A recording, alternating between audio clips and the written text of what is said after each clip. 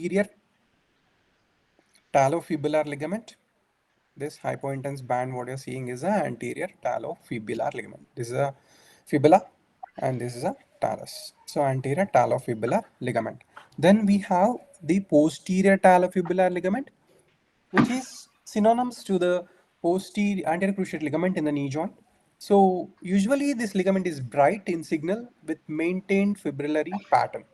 So bright signal in a posterior talofibular ligament doesn't really indicate any tear. See here on the PDFS images, we can see the bright signal.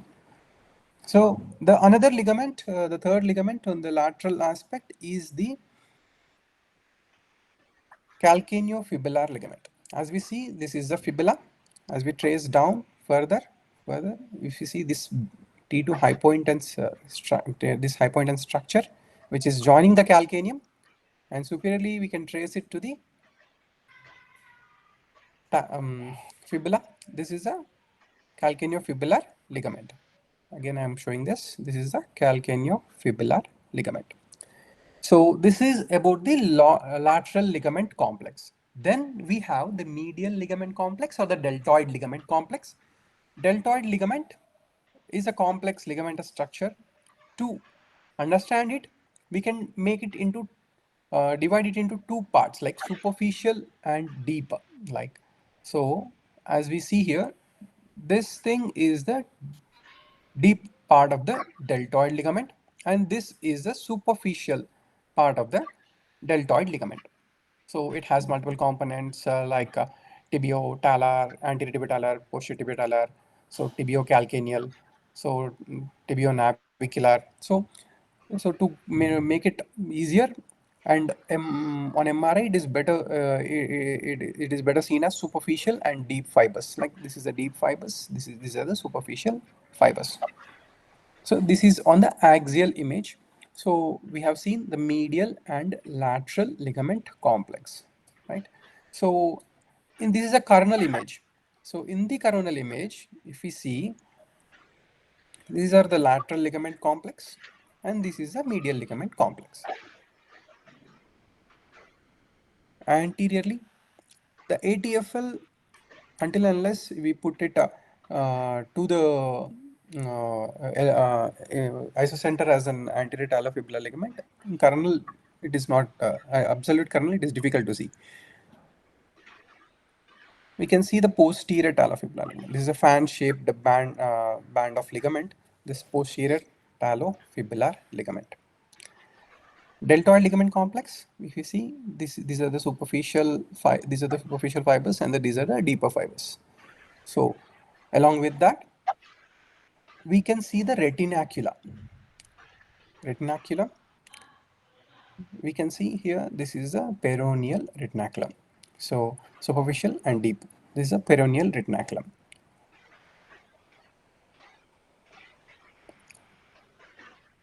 Then we have our flexor retinaculum. This is a flexor retinaculum. This hypointense band, what we are seeing is a flexor retinaculum. Another important structure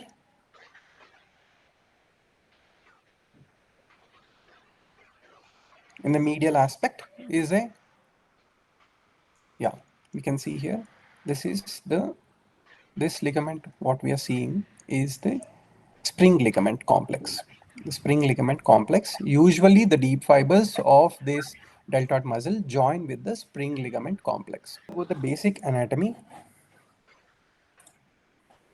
so these are the things what we see, like anterior syndesmosis, posterior syndesmosis, anterior talofibular ligament, calcaneofibular ligament, posterior talofibular ligament, deltoid ligament, flexor and extensor, and peroneal retinaculum. So as we see here, this is an ultrasound image of the same patient. We see the bulky anterior talofibular ligament. So with few ill-defined fibers, the corresponding MRI images show bright and bulky anterior talofibular ligament is a grade 2 injury of the anterior talofibular ligament. Then we have calcaneofibular ligament. So even on ultrasound, we can pick this calcaneonavicular ligament or spring ligament. So here we see this one, which is bright in structure. An ultrasound, we see bulky and edematous calcaneonavicular ligament. This is another case. You see here.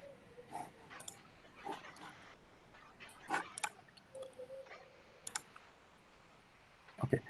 So next we have anterior talofibular ligament, calcaneofibular ligament, and posterior talofibular ligament. These three things have an ultrasound. These are the ultrasound images, so which show bulky and edematous with few ill-defined fibers. So these are the sprain, the partial thickness tear or grade 2 sprain of the lateral ligament complex. If we see one case here,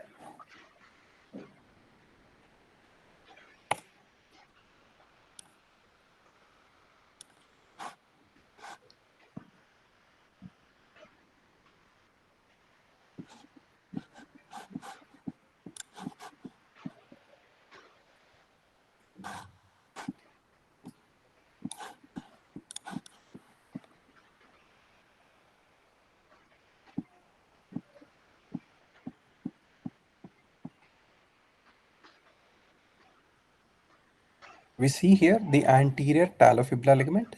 We see this fibula. So the anterior talofibular ligament is almost ill-defined and not clearly seen. It's almost a grade 2 sprain of the anterior talofibular ligament.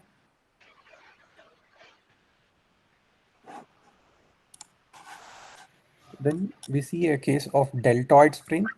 Now, this is an young patient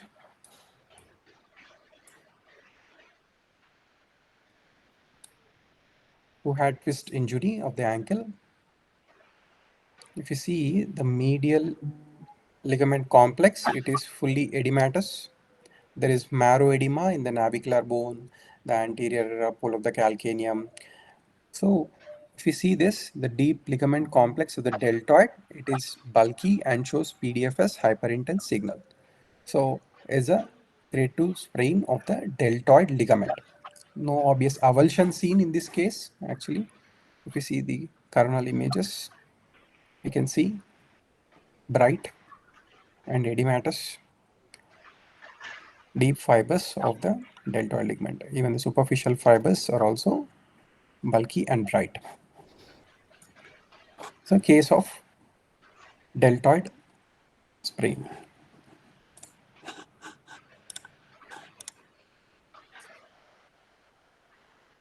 Then this is a case of superior peroneal retinaculum avulsion. So on ultrasound, there is a bony fragment which was picked up and the retinaculum is fully bulky and there is edema in the adjacent soft tissues. So if you see, this is a superior peroneal retinaculum. As we see the MRI images here,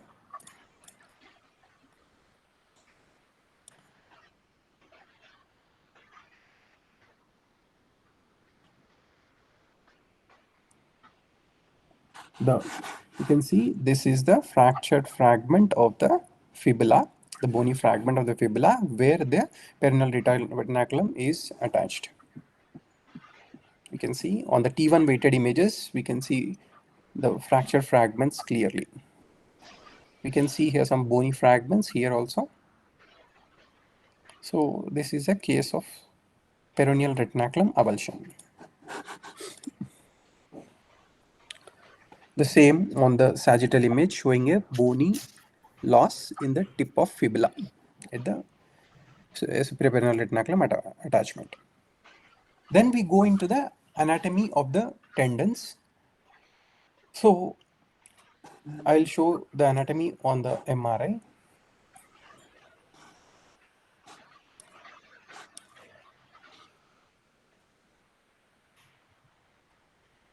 So there are flexor. This is the flexor group of tendons. These are the extensor group of tendons, and these are the peroneal group.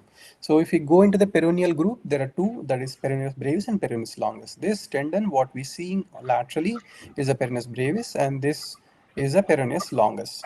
So peroneus brevis and peroneus longus.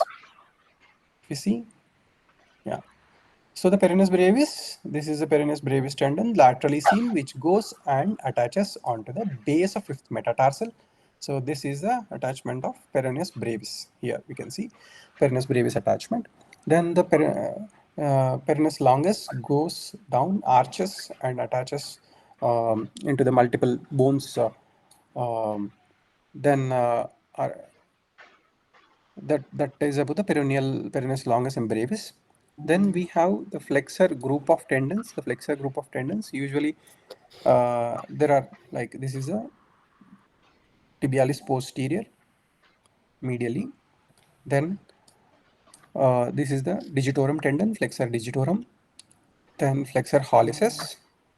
Okay, so these are the tendons in the flexor aspect. So it is like my mnemonic is talented doctors are never hungry for the flexor tendons. Like T, talented T is like the tibialis posterior, D is for the digitorum, R never is like artery and nerve, that is our tarsal tunnel here. So then then hungry H is the hallucis tendon. So this is a flexor hallucis tendon. So these are the tendons which are seen in the flexor compartment of the ankle. Then if we go into the extensor compartment or the anterior aspect of the ankle, we have the tibialis anterior. This is the tibialis anterior tendon. Then we have the flexor hallucis next. Then artery, now then we have the digitorum tendon laterally. So these are the tendons in the anterior aspect or the extensor compartment of the ankle. So for this, my mnemonic is tall Himalayas are never dry places. So there is another small tendon which we didn't say about, that is peroneus tertius. So that is most laterally seen.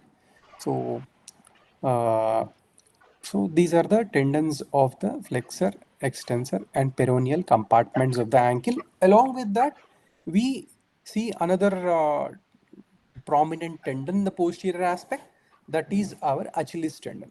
Tendo Achilles. Here we can see the tendo Achilles. So this is the tendo Achilles. So on PDFS images, it is usually iso intense in signal. It is not fusiform. It is not showing any hyperintense signal.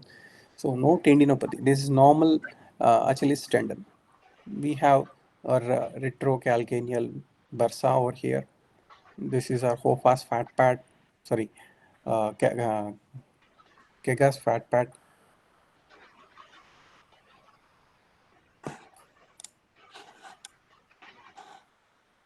So normal, any tendon, usually we have tendinopathy or a partial thickness tear or a complete thickness tear or a calcific tendinopathy.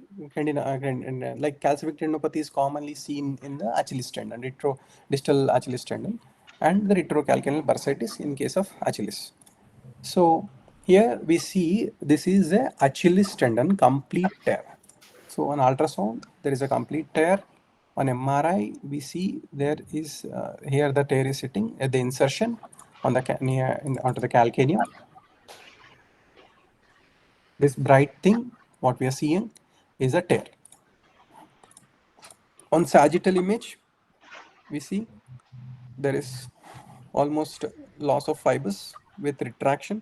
This is a retracted tendon we see, which is wavy. You can see one case of Achilles tear, full thickness tear, MRI. You can see here there is a full thickness tear from the insertion of the Achilles. This is a PDFS image, sagittal. So this is the tendon which is retracted. If you see from the insertion, approximately in the neutral position, the tendon is retracted 2.8 centimeters from the insertion. So this retracted portion and this is completely filled with fluid signal and hematoma. The same section, if you see axial images, you see only the bright signal, which is the hematoma.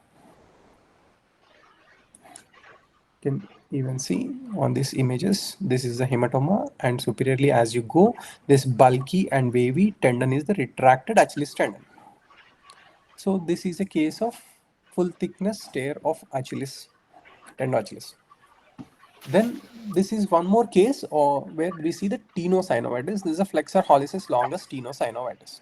This is a sagittal image showing the tenosynovitis fluid signal along the tendon of flexor hallucis longus, and axial images showing the fluid signal. So this is a case of flexor hallucis longus tenosynovitis. Then tibialis posterior tenosynovitis. So this is a case of tibialis posterior tenosynovitis. As you see here, this tibialis posterior tendon is surrounded by fluid signal in the synovium, in its synovial sheath. And it is showing hyperintense signal on PDFS images. The tendon is showing PDFS hyperintense signal is a tenosynovitis. So this is about the tendons. I show one case of this peroneus brevis, as we saw the anatomy of peroneus brevis, and peroneus brevis goes and inserts onto the base of fifth metatarsal. There is a patient who was presenting with a twist injury and pain in the lateral aspect, anterolateral aspect of the foot. We see here there is edema. This is a PDFS axial image showing hyperintense signals, uh, edema in the base of fifth metatarsal.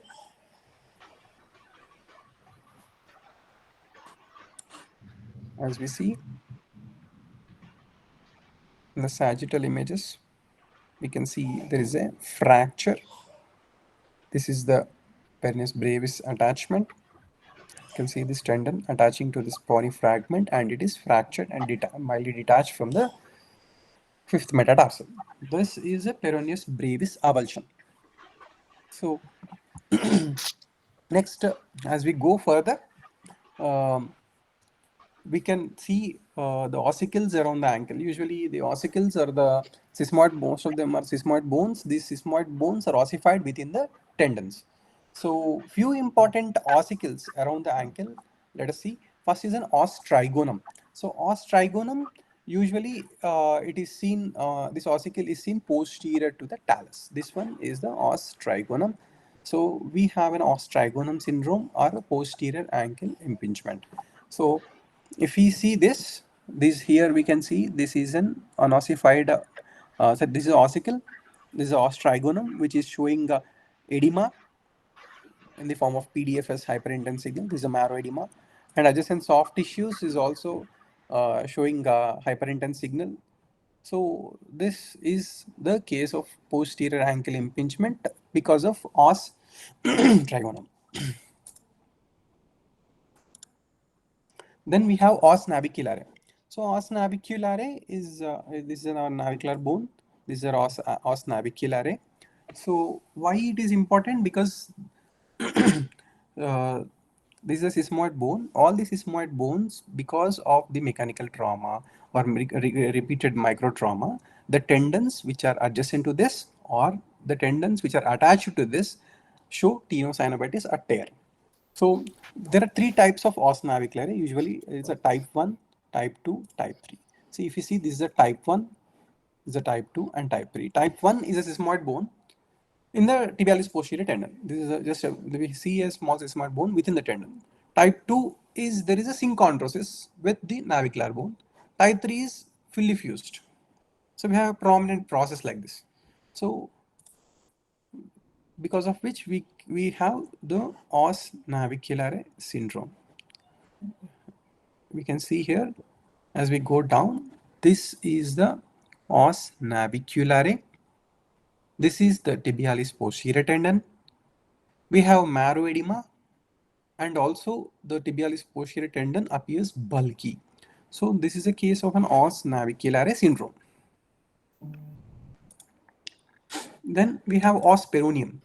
Os peroneum, usually it is located laterally. So it is within the peroneus longus tendon. So again, it is within the tendon. So because of that, there can be peroneus longus, tenosynovitis, tendinopathy, or tear. So this is an os peroneum. So this is a bone. This peroneus longus tendon. Within the tendon, there is an ossicle. This is an os peroneum. Then comes the bone marrow edema. So MRI have got its why MRI is had got that importance, because it have a better soft tissue delineation than any other imaging. So it can delineate the fat, it can delineate the marrow edema, it can delineate the calcium hemorrhage. So soft tissue delineation is very good in the MRI. So if we have to look at a stress fracture, the stress fractures are better picked upon on MRI, so than an X-ray or than CT. So because even with a very hairline fracture which is not detected on X-ray or a CT, MRI shows a lot of edema adjacent to that, and the fracture is seen as a hypo-intense uh, signal, what we see here. So this is a case of a stress fracture. So that's the importance of bone marrow edema or MRI in picking up marrow changes. So recently there was a case where the patient had pain in the anterior aspect of the distal leg. So the clinician has suspected some tear, and the patient was referred for MRI. So MRI was showing this marrow edema. This is an axial image, PDFS. So the same image, same patient, if I'm doing a sagittal, we see this is all marrow edema. There is a soft tissue edema. But if I see clearly on this PDFS images, as I'm going up, yeah, see, we have a cortical thickening here and a small hyperintense focus within the cortex. So if we see the other sequences, we see this, and there is all edema and this periosteal reaction happening adjacent to this. So this is a case of a small osteoid osteoma, small osteoma. So this is an osteoma which is causing this marrow edema and all the pain what the patient is having. So this is like suspected case of a ligament tear, but turned out to be an osteoid osteoma. The marrow edema, the soft tissue edema component are significantly high. On CT, we can see a small lucent focus with sclerotic rim.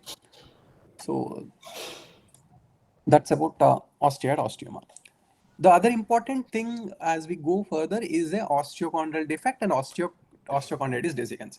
Usually both are synonymous, but osteochondritis dissecans is usually used when the etiology is unknown, and it is for the young patients. And usually most commonly the cause of this osteochondritis dissecans is repetitive microtrauma.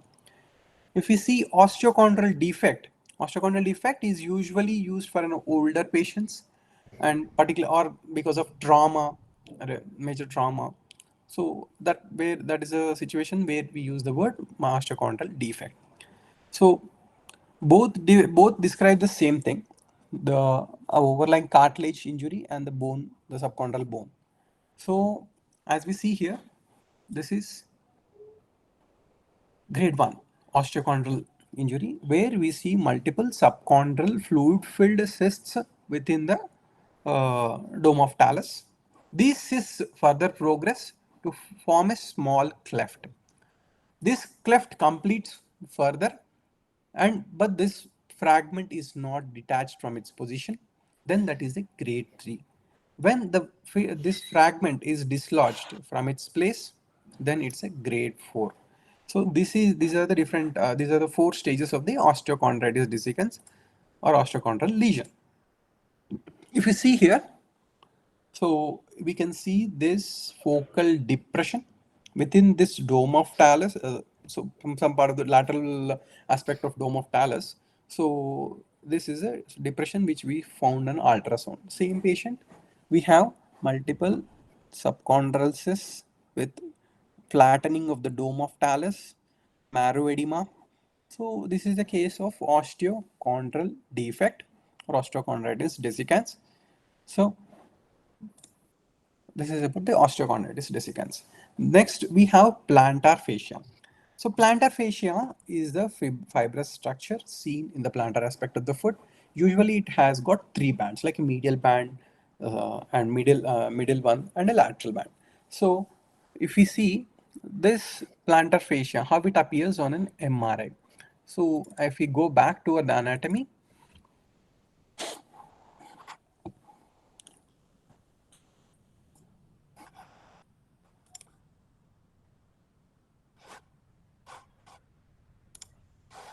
yeah. So this is the T1 sagittal image. We can see this is the calcaneum. So on the plantar aspect, this T2 hypo-intense band, what we are seeing is the plantar fascia. This is a T2 weighted image. Axial section.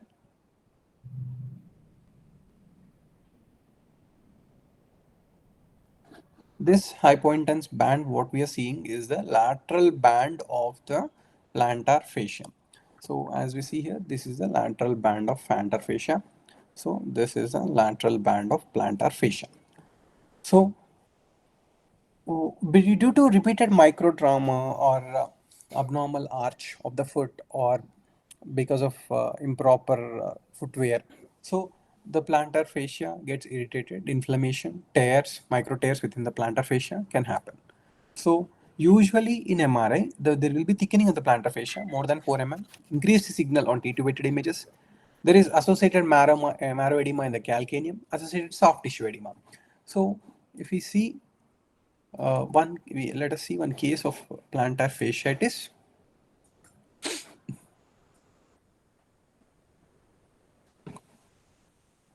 So these are the PDFS images. I'm zooming it. This is a sagittal. As we see here, what are all the things we mentioned? One thing is the marrow edema in the calcaneum. It is there. Then the plantar fascia is thickened and also showing PDFS hyperintense. This is a hypointense, and if you see, this is relatively hyperintense signal. So the adjacent soft tissues are showing bright signal or inflammation. Then along with that, the another point to say is like this is the plantar fascia which is normal in thickness. As we go here near to the calcaneal attachment, is this fusiform. It is fusiform and bulky and shows PDFS hypertension signal. This is a case of plantar fasciitis. So this is about the plantar fasciitis. Then we go into the ankle impingement syndromes. So ankle impingement syndromes, this is a group of conditions which are characterized by pain and limited range of motion due to abnormal contact between the osseous structures or the soft tissue structures in the ankle. So, what are the different types of ankle impingement syndromes? Are there multiple ankle impingement syndromes? Usually, we'll start with anterior impingement, posterior impingement, anterolateral, posteromedial, extraarticular lateral hindfoot impingement syndrome. So, this is once we go into the ankle anterior impingement syndrome. Usually, anterior impingement syndrome is caused by osteophyte formation or between the two bones. So that is the tibia and the talus. I'll show a case of anterior ankle impingement. As we go here, this is a case of an osteoarthritis. As we see, the more inflammation, synovial thickening, and osteophyte formation are pronounced in the anterior aspect of this tibia and the superior aspect of the talus. So this is the anterior ankle impingement. As we see here, the osteophyte formation, bone growth are all more pronounced in the anterior aspect, and soft tissue thickening is also more in the anterior aspect. This is a case of anterior ankle impingement. Then we have posterior impingement. So it can be because of that os trigonum syndrome, as previously we have seen, or prominent striata process. So if we see the posterior ankle impingement,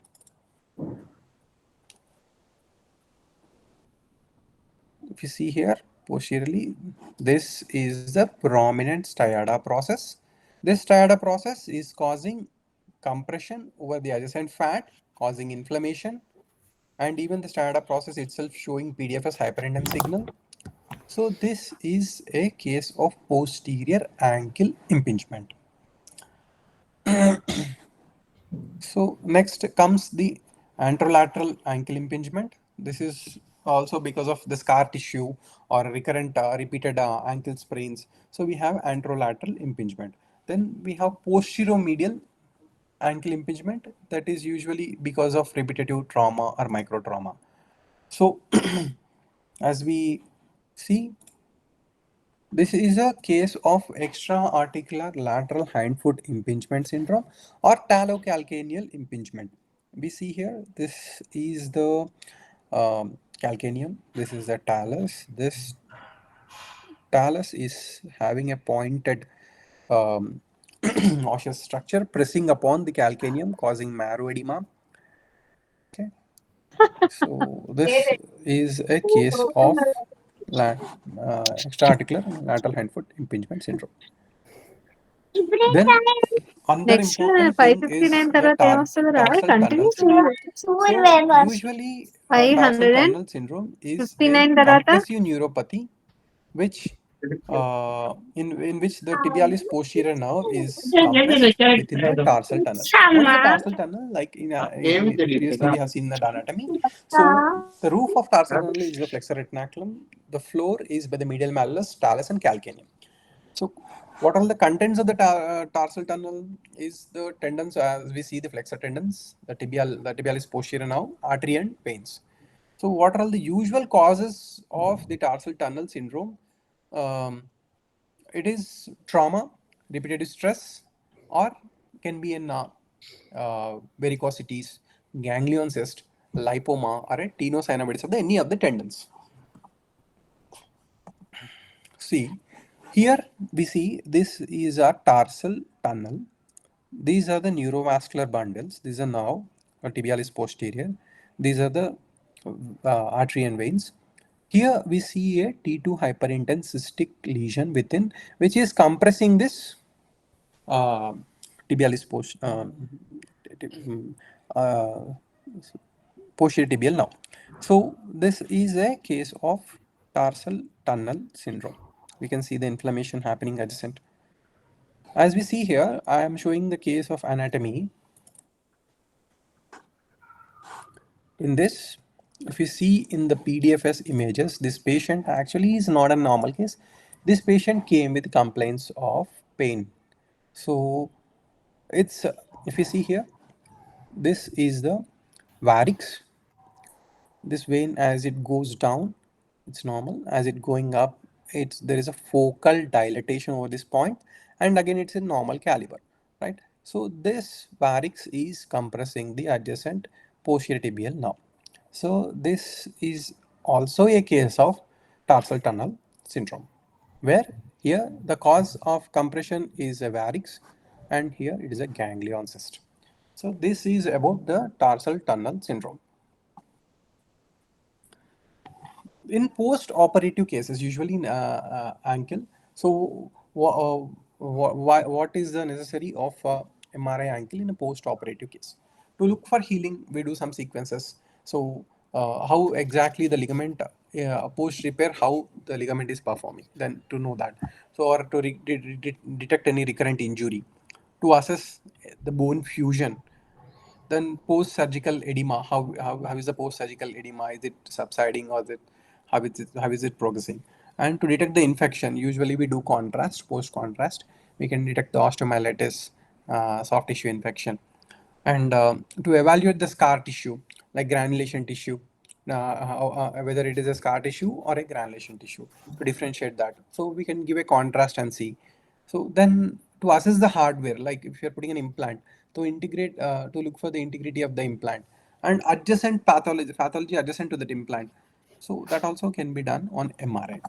So, and to look for synovitis in case of post-operative cases, to look for any inflammatory or hypertrophic synovitis. Then to look for complications like identifying the scar formation, tethering of the tendons, or any impingement. So then assessment of soft tissues, like evaluating the how the tendons, ligaments, and surrounding soft tissues are there post-operatively. And detection of the residual lesion, any like any osteochond, like if you are looking at the cartilaginous defect, osteochondral lesions, or any loose bodies, to look to detect that. And for the evaluation of vascular supply, is there any vascular necrosis happening post this, or any decreased vascularity to the grafts or flaps. Then to look for the bone marrow changes, to look for any ischemia, bone marrow ischemia in the surgical site, or post if you're putting in a graft, how the graft is performing. To look that, we can do an MRI. So this is all about the MRI of the ankle. Then what are all the limitations, sir? So usually the accuracy of MRI is less in a chronic injuries. Like we to look at if there are multiple recurrent chronic injuries, the subtle ligament tears may be difficult to identify. Then dependency of the imaging technique, like proper positioning and accurate assessment of the structures is important to identify the pathology. Like if I am looking at a peroneal tendon, and if there is a pathology in the peroneal tendon, I have to put sequences for the peroneal tendon and further evaluate. So, and then another thing is a magic angle effect. So magic angle effect in MRI, usually we can see because ankle tendons, the ligaments are arranged, tendons and ligaments are arranged in oblique way to the field of the magnetic field. Like if the magic angle is 55 degrees. So if any structure which is oriented 55 degrees with the magnetic field, we see bright signal within. So that leads, that gives a misinterpretation that it can be a tear or tendinopathy. But we have to keep in mind that magic angle effect is causing that. If you are looking at in other sequences, like if I'm seeing the same bright signal on coronal, sagittal, and axial also, then maybe um, we need to think that is a pathology. If I'm looking only this thing on an axial image or isolated coronal or sagittal plane only, then it can be only a magic angle effect. Then other thing is an operator dependence. So it depends on the interpreting radiologist and also the technician who is doing the MRI. So there is some operator dependence. Then other thing is the cost, availability, and patient discomfort. Patient discomfort because patient has to be in the MRI scan for at least 40 minutes, 30 minutes. So without moving, as the patient movement increases, the quality of MRI decreases. So these are all the limitations of the MRI ankle. So